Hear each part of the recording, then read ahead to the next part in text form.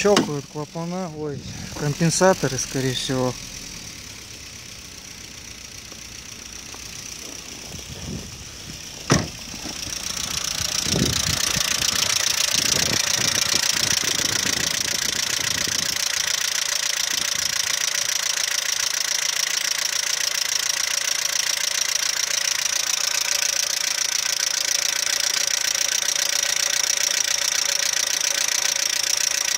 Как говорят, проблемы распространенные на этих движках.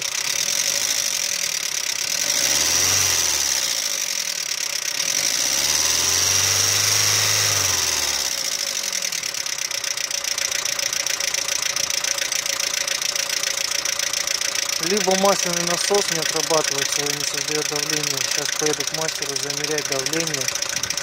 Вот нагрелся, более-менее успокоилось.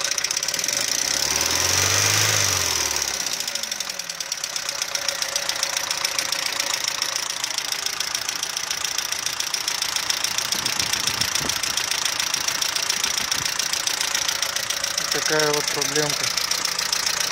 Кто сталкивался, пишите. Вместе разберемся.